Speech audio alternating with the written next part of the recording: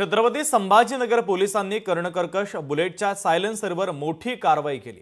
जप्त केलेल्या 300 बुलेटच्या सायलेन्सरचे महाराष्ट्र पोलिसांनी रॉकेट बनवलेले आहे आणि याचा आढावा घेतला आमचे प्रतिनिधी सचिन बडे यांनी। पाहूयात।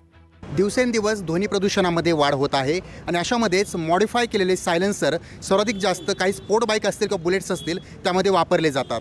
मात्र कारवाई करत असताना कुठेतरी ते बुलेट जप्त केले जातात, त्यावर लोलर चढवलं जातं। मात्र जप्त केल्याच्या नंतर त्याचं काय होतं हे कुणालाच माहीत होत नाही। मात्र छत्रपती संभाजीनगरमध्ये एक आगळा वेगळा उपक्रम या ठिकाणी साकारण्यात आलेला आहे, राबवलेला आहे।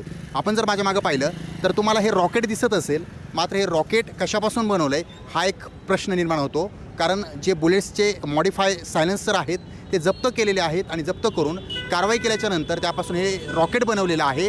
या रॉकेटच्या माध्यमातून हे दाखवण्याचा प्रयत्न केला जातो आहे, तुम्ही जर नियम मोडत असाल, ध्वनी प्रदूषण करत असाल तर तुमच्यावर कारवाई केली जाऊ शकते। एवढंच नाही तर तुम्ही नियम मोडल्याच्या नंतर तुमची वस्तू ही चौकात अशा प्रकारे सजवली जाते। IAS नितीन बगाटे आहेत, त्यांनी ही संकल्पना राबवलेली आहे। सर काय सांगाल? वारंवार आम्ही अशा जप्तीच्या कारवाई करत असतो, असे ड्राईव्ह घेत असतो।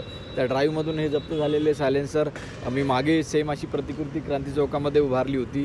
ते इंजिनिअरिंग कॉलेजच्या विद्यार्थ्यांची मदत घेऊन त्यांनाही एक सोशल रिस्पॉन्सिबिलिटीची एक भावना म्हणून त्यांनी एक प्रतिकृती इथे तयार केली होती।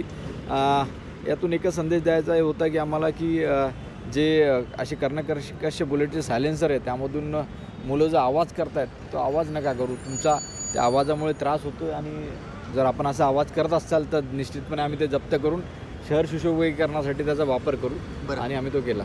कारवाईमध्ये जप्त केलेले बुलेटचे सायलेन्सर जे आहेत त्याचं हे रॉकेट बनवलेलं आहे। सचिन बडे, लोकशाही मराठी, छत्रपती संभाजीनगर। लोकशाही मराठी, ऐका, पहा, जागरूक रहा।